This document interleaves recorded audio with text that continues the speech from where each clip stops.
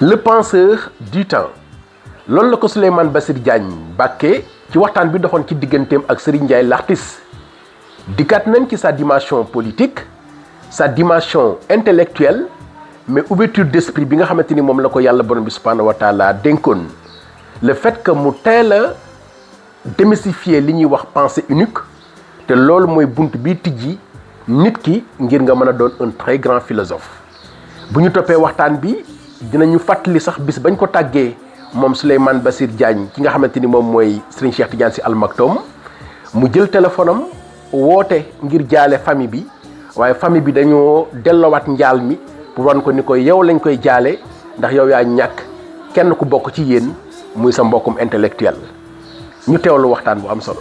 Et souvent d'arriver à une de tes pensées et de m'arrêter là.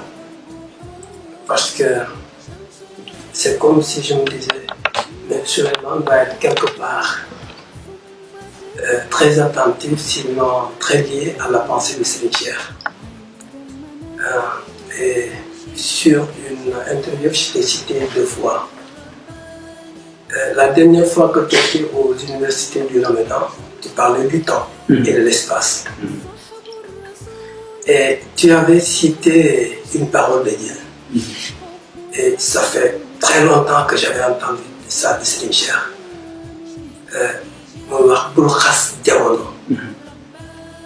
parce que moi, je suis. Et toi, tu dis, ne dénigre pas le temps, parce que je suis le temps. Voilà. Il a même, à un moment donné, c'est une injonction, quand il disait que le marabout traditionnel est mort. Et j'en ai parlé à Gladys, à Pape Malissi, qu'il faut qu'ils prennent toutes les dispositions, sinon ils disparaîtront eux-mêmes. Parce qu'il faut être un marabout plus. Et il a toujours agi comme ça. Et déjà, dans ses écrits de 1953, quand il faisait ses conférences, qu'il distribuait, il parlait de l'islam. Il dit, il ne s'agit pas de reformuler, bien de reformer l'islam, mais de revoir nos pratiques culturelles. Et il avait un texte fondateur qu'il avait écrit, qui s'appelle Le four cendreux, en disant qu'on ne peut pas entretenir un four cendreux sans l'avoir évidé auparavant de son centre. Et au niveau du temps, effectivement, chaque fois c'est ce qu'il dit. Et il dit, niru sa baay, niru sa jamono, niru sa jamono moo gën niru sa baay. Niru sa baay, niru sa jamono nee na sens la. Et chaque fois, il dit, mieux vaut ressembler à son père, c'est-à-dire être le fils de son temps. Et ça, depuis longtemps, il le dit. Je vous remercie beaucoup de me donner l'hospitalité pour parler d'un sujet qui me tient à cœur.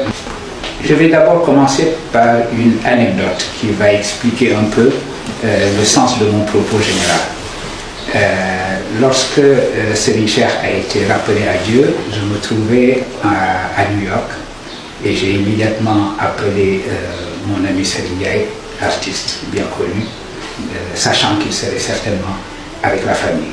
Effectivement, c'était le cas et Serigne Ndiaye m'a passé la famille et m'a permis de présenter mes condoléances à cette occasion. Et la réponse qui m'a été faite, dès que j'ai commencé à présenter mes condoléances, on m'a dit c'est à vous que nous présentons les condoléances et à travers vous aux intellectuels en général dans notre pays et dans le monde, parce que c'est vous qui avez perdu un des vôtres. Voilà exactement la réponse qui m'a été faite lorsque j'ai présenté mes condoléances à la suite de l'appel à Dieu de Serigne Cheikh. Et c'est effectivement une parole tout à fait vraie. Je crois que le monde intellectuel d'abord a perdu quelqu'un qui se considérait comme un des siens.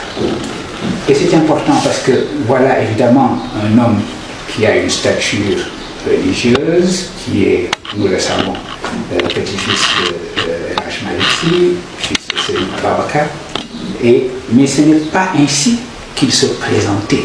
Il se présentait comme un homme de questionnement, comme un homme d'examen, comme un homme d'exploration, et non pas un homme qui venait asséner ses certitudes.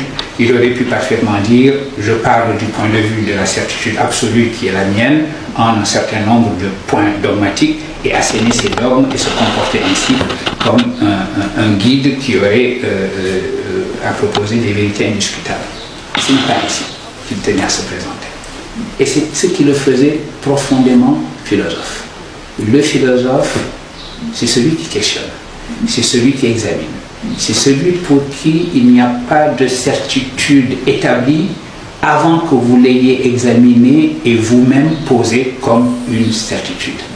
Et c'est cela qui était important pour un pays comme le nôtre, d'avoir une figure religieuse qui à la fois occupait une position d'autorité, mais qui était quelqu'un qui questionnait justement l'autorité et qui questionnait les assertions qui n'étaient pas des assertions examinées. Et pour ma part, personnellement, si je puis parler de ma relation personnelle à la pensée et à l'action d'un homme de la stature de Serigne Cheikh, c'est cela qui me le rendait extrêmement attachant. Pour vous donner un exemple précis, il a d'une certaine façon mis dans le domaine public, sur la sphère publique, dans la sphère publique elle-même, l'autorité qui était la sienne, en étant un homme de culture, en étant un homme politique engagé dans les débats et les questionnements. Parce que si vous avez un rôle politique, ça veut dire que vous acceptez que l'on questionne votre propre position. Et cela, il l'a accepté précisément parce qu'il était dans sa nature de considérer que la vérité était une chose à laquelle on accédait au terme d'un questionnement et au terme d'un examen. Il a accepté cette posture politique parce qu'il était profondément philosophe. Et il était un penseur du temps. Vous m'avez demandé ce qu'il en est de l'inspiration que ma propre réflexion pouvait trouver auprès d'une personnalité comme Serigne Cheikh. Eh bien, le sujet de ma réflexion permanente, c'est le temps. Je considère quelqu'un dont la réflexion porte sur principalement deux objets qui sont liés. Un objet, c'est la traduction, et un autre objet, c'est le temps. Et Serigne Cheikh était un penseur du temps. Dans le sens suivant, vous savez, la religion islamique est une religion qui s'est quelque peu pétrifiée dans sa manière, dans nos manières de penser. Nous autres musulmans sommes à un moment donné tombés en deçà des exigences de notre propre religion et nous avons pétrifié notre réflexion en étant ignorants d'une qualité du temps qui est d'être créateur. Le monde musulman a tellement répété qu'il fallait se méfier de l'innovation que nous sommes devenus un ensemble de sociétés totalement timorées et incapables au fond d'embrasser les temps qui changent. Et la grande leçon, si je devais résumer le sens qu'a eu pour moi la pensée et l'action de Serigne Cheikh, je dirais que la grande leçon qu'il nous a administrée, c'est qu'il ne fallait pas avoir peur du temps, qu'il fallait au contraire embrasser le temps, c'est-à-dire embrasser son temps et embrasser une certaine philosophie du temps. Pour être précis, il est répété, et c'est un peu une incantation à laquelle on ne donne pas toujours le contenu qu'il faut, qu'il faudrait aujourd'hui mener un effort d'interprétation et de réinterprétation, l'ijtihad. Qu'il faudrait une revivification de la pensée islamique, une reconstruction de la pensée islamique, qu'il faudrait un renouvellement, le fameux tajdid. Donc, on attend un mujtahid ou un mujaddid. Mais on ne voit pas toujours les implications de cette exigence-là. Par exemple, si vous regardez les textes classiques de jurisprudence, on vous dira que la condition pour être mujtahid, c'est de connaître évidemment la totalité du Coran, savoir quels sont les versets abrogeants et les versets abrogés, avoir je ne sais combien de centaines de précédents à l'esprit, etc. C'est-à-dire que toutes les exigences qui sont posées tous les réquisites pour être mujtahid sont des réquisites qui viennent d'une connaissance du passé. Autrement dit, on vous demande pour cela d'être capable de répéter le passé et de répéter les précédents. Au lieu de vous dire que la condition première, c'est que vous ayez une intelligence pleine et entière de l'époque où vous vivez.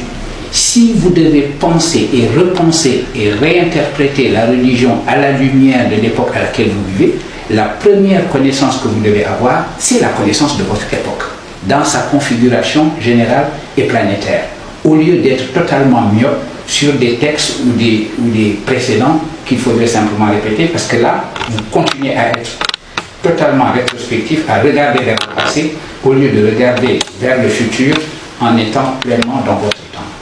Et ça, c'était la grande force de ce Cheikh. Comprendre